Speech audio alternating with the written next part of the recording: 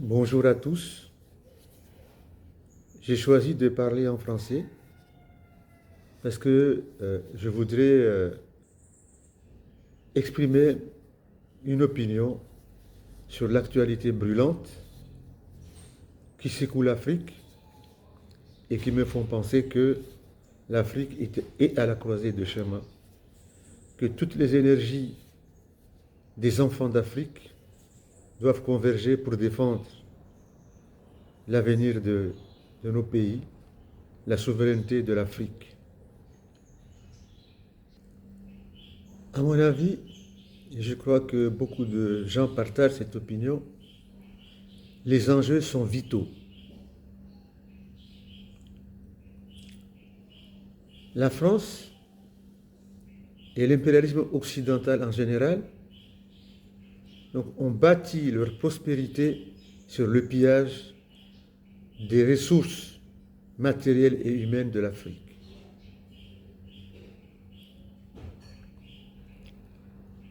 La France est incapable d'imaginer que son oppression et son exploitation de l'Afrique puissent prendre fin. Elle ne peut pas imaginer qu'elle puisse tenir sans piller l'Afrique. D'où son âpreté, d'où sa détermination à tout faire pour empêcher toute émancipation de l'Afrique. Et c'est la raison principale qui fait qu'elle déploie toute son intelligence, toutes ses forces pour nous empêcher de progresser. Il me semble que l'expérience des indépendances doit beaucoup nous instruire. J'en retiens quelques éléments pour illustrer mon propos ici. Les indépendances ont amené la France à créer la France-Afrique. L'objectif était de vider les indépendances en plaçant des pions à la tête des différents pays, de sorte à ce qu'elle s'assure de la continuation de son pillage de nos ressources. Cela a donné lieu à un bain de sang. Combien de présidents ont été tués? Combien? Combien de coups d'État fomentés par la France et réalisés parfois directement par l'armée française? Un élément doit retenir aussi notre attention, c'est l'exemple de la Guinée-Conakry. Tout a été fait pour détruire cet exemple, pour la Guinée, pour qu'elle ne serve pas d'exemple. Tout, y compris l'utilisation de fausses monnaies, du gangstérisme de grand chemin pratiqué par la France officielle. Donc c'est des gens sans foi ni loi qui considèrent que, en ayant bâti leur prospérité sur le pillage des ressources de l'Afrique, sur la misère des peuples africains, pour eux, il n'est pas question que ce processus s'arrête. Et donc, ils font tout et feront tout pour qu'ils continuent à vivre dans la prospérité sur la misère des peuples africains. L'Afrique est en train de passer un nouveau cap, celui de la souveraineté.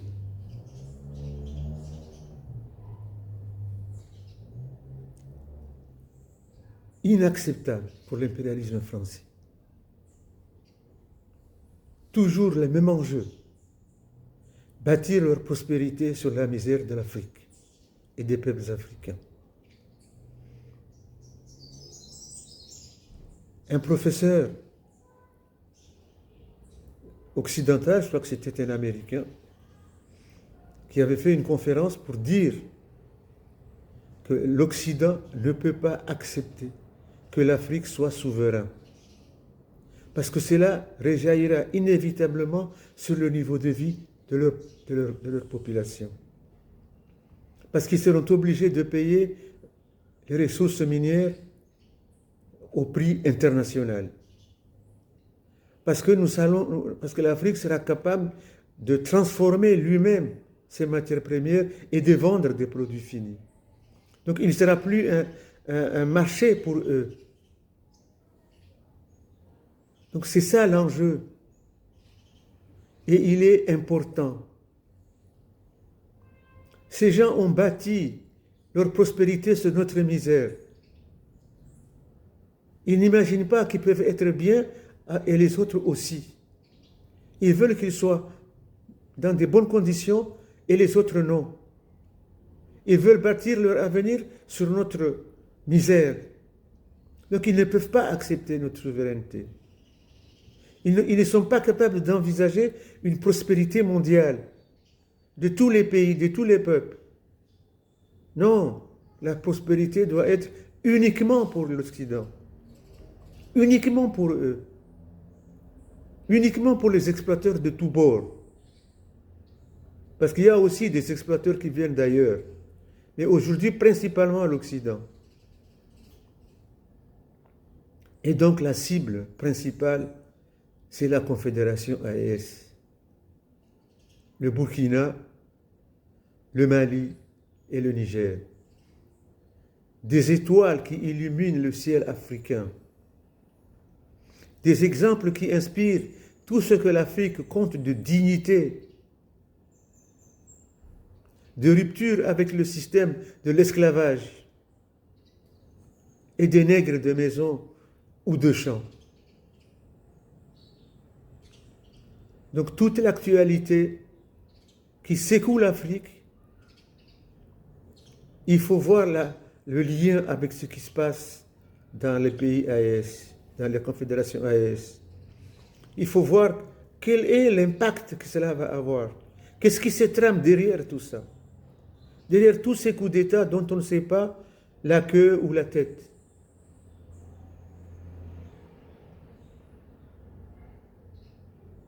Donc la vigilance s'impose.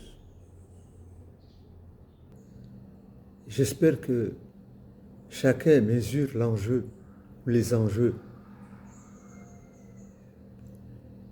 Chacun comprend que si aujourd'hui l'impérialisme occidental, français en particulier, utilise les territoriaux, quand ils constatent l'échec de leurs territoriaux, de leurs terroristes, est-ce qu'ils s'arrêteront là? Est-ce que ces gens qui sont capables de dire ouvertement leur soutien aux terroristes, comme l'a fait l'ambassadeur ukrainien du Sénégal, jusqu'où peuvent aller ces gens-là? Des gens qui osent dire ça, qui osent prendre des positions comme ça, qui plus est dans un pays africain, sans subir la moindre réprobation. Une honte pour le Sénégal. Donc jusqu'où peuvent aller ces gens-là? Si l'échec des terroristes qu'ils ont mis en place et qui arborent le drapeau de l'islam échoue lamentablement, comme ils sont en train de l'être, est-ce qu'ils vont s'arrêter là? C'est une question ouverte. Les grands dirigeants des pays de l'AES sont parvenus à unir leurs forces armées, donc à créer une puissance qui est capable de s'opposer à n'importe qui.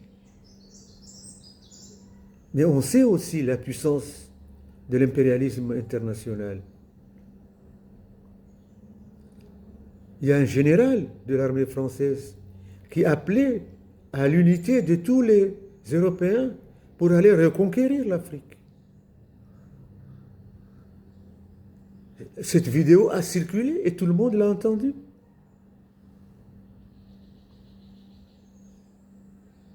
Donc le gars, ouvertement, disait qu'il ne fallait pas laisser l'Afrique s'émanciper et échapper à leurs griffes.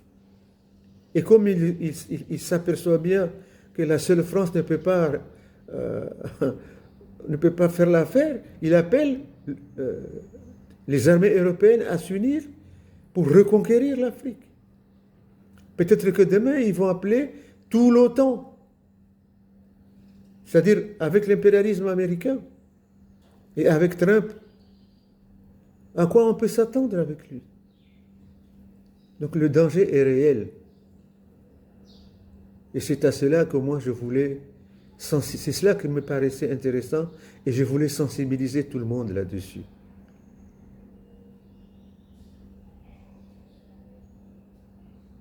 Il faut qu'on prenne conscience de toutes les magouilles qui se font, de toutes les manœuvres qui se font. Un mot sur le panafricanisme,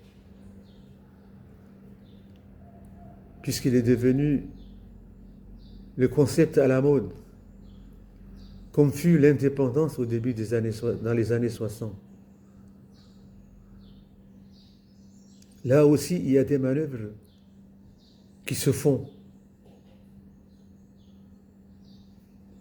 Beaucoup de monde se réclame du panafricanisme. Beaucoup de monde. Mais qu'en est-il au juste? Peut-on considérer que le panafricanisme a son siège principal à Lomé, où se tient le 9e congrès panafricain, où siège Mansa?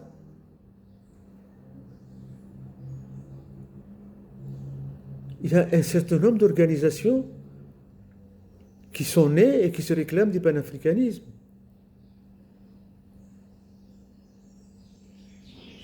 Il y a là aussi, ou bien il peut y avoir aussi anguille sous roche là-dessus.